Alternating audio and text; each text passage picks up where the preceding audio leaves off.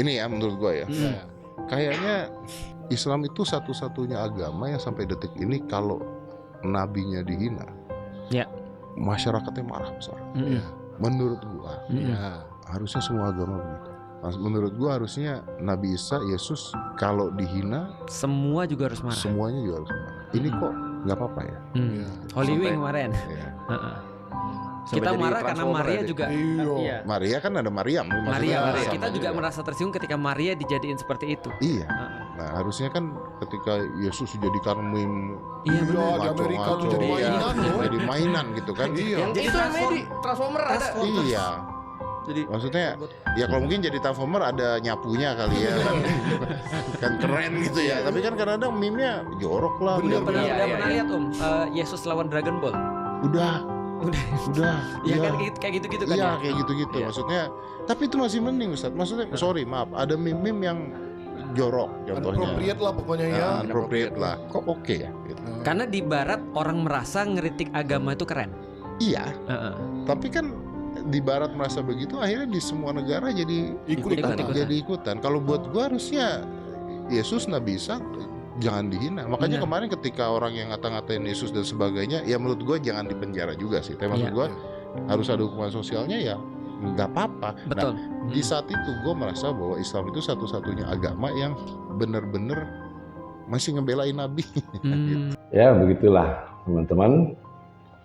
Itu barusan kita tonton dialog Deddy Corbuzier dengan Felix Xiao yang menyatakan kalau Islam ini masih membela nabinya, intinya sepertinya itu.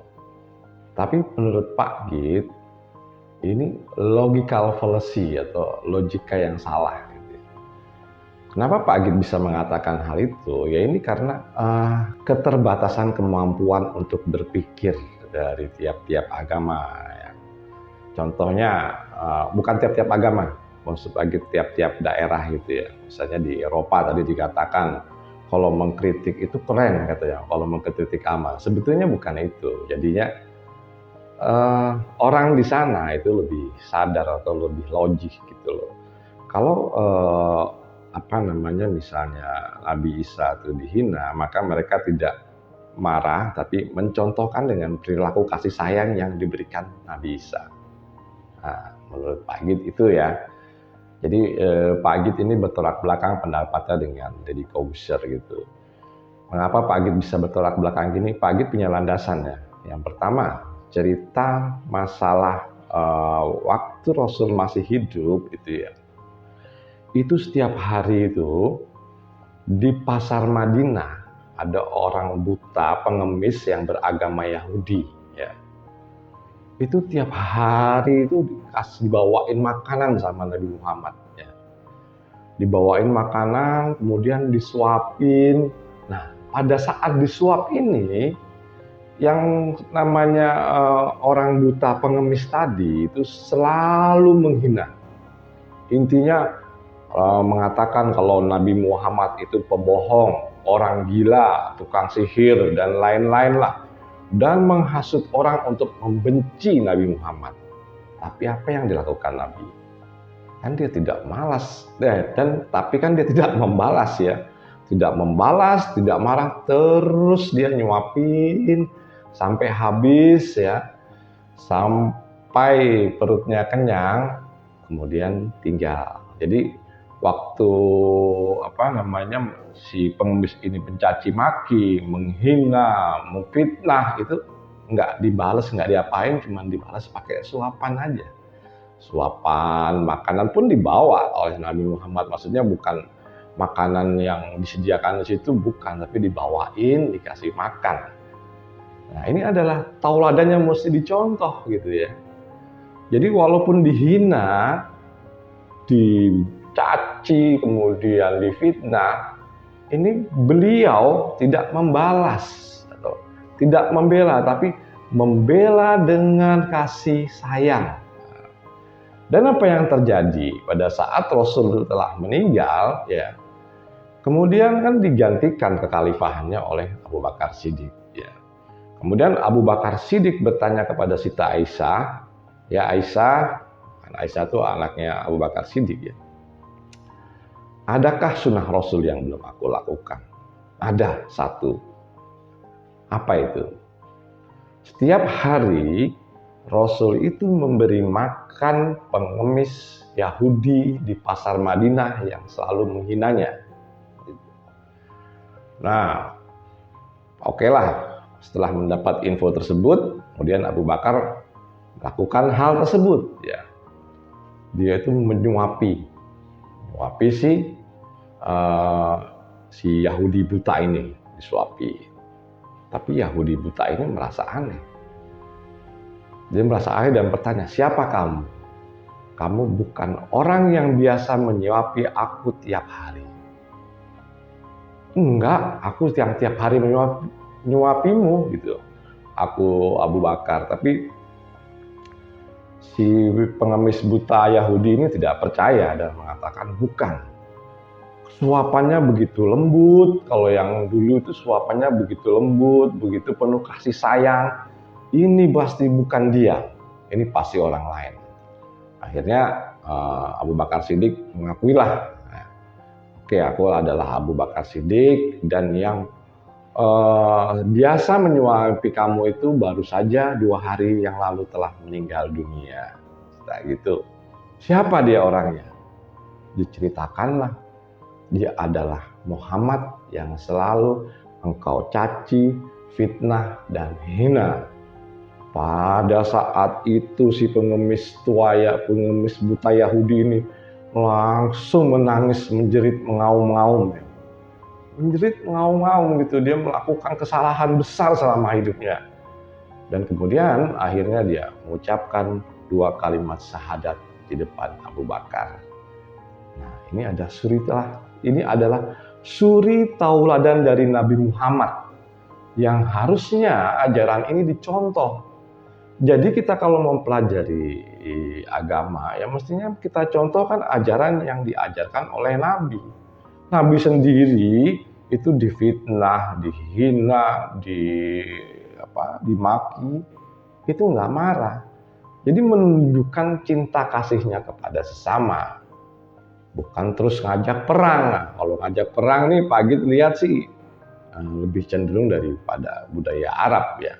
Budaya di sana memang cenderung sering, maksudnya senang berperang.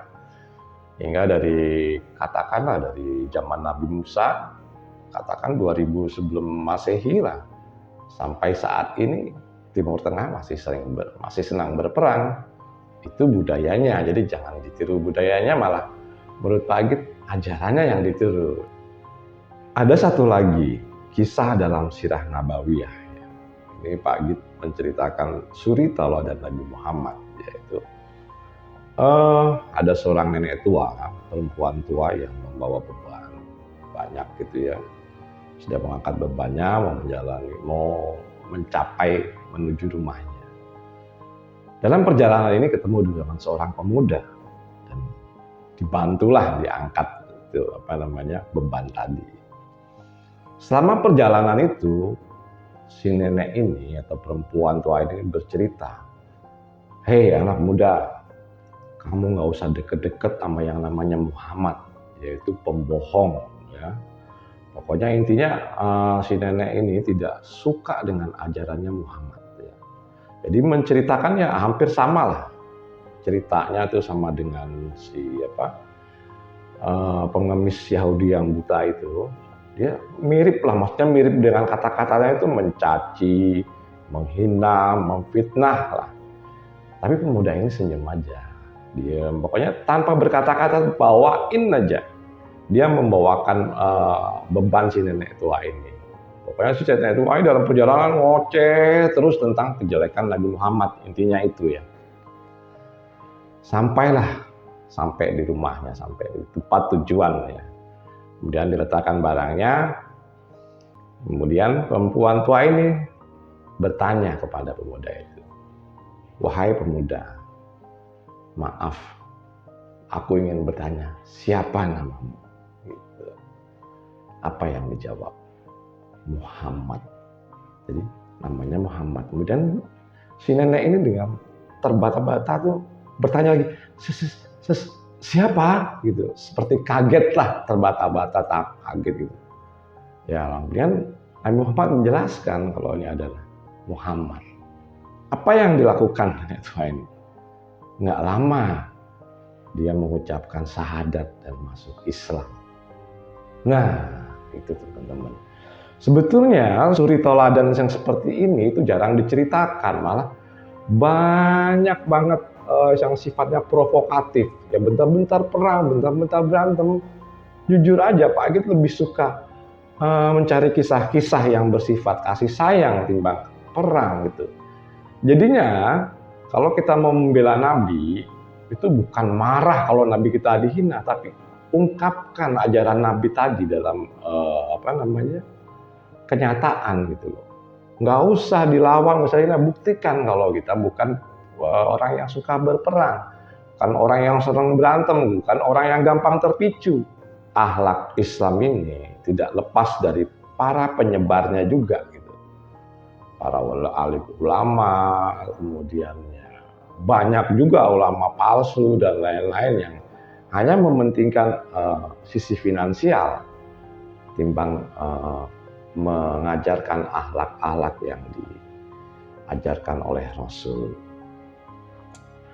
Oke, teman-teman, kita buat kesimpulan dari sini bahwa kalau sampai Islam itu nabinya dihina terus marah-marah, ini mencerminkan tingkat berpikirnya sebetulnya. Tingkat berpikir atas kesadaran apa sih yang diajarkan Muhammad atau diajarkan oleh Rasulullah itu apa sebenarnya. Ini malah nggak masuk ke hati. Jadi yang dipikir, pokoknya bela Rasul, tapi dengan kekerasan. Harusnya bela Rasul dengan cara Rasul, kan gitu. Cara Rasul seperti apa ya? Waktu Rasul dihina, dicaci, difitnah, dimaki, itu dia tetap menjalankan kebaikan atau menjalankan cinta kasih. Sebetulnya kalau kita lihat dari agama-agama lain pun, dari Kristen, Hindu, Buddha gitu ya, yang agama-agama top lah itu, semuanya mengajarkan itu sebetulnya. Intinya adalah cinta kasih. Kenapa cinta kasih ini yang diajarkan ya? Fungsinya untuk kedamaian. Kalau kita mengajarkannya dengan cara emosi berperang ya nggak ada damai teman-teman. Gitu. Pak Agit ingatkan sekali lagi ya. Gitu ya. Jadi artinya kita membela Rasul itu dengan kelakuan dan tingkah laku kita, bukan dengan emosi jiwa kita. Oke teman-teman, menurut Pak Agit cukup sekian dan terima kasih.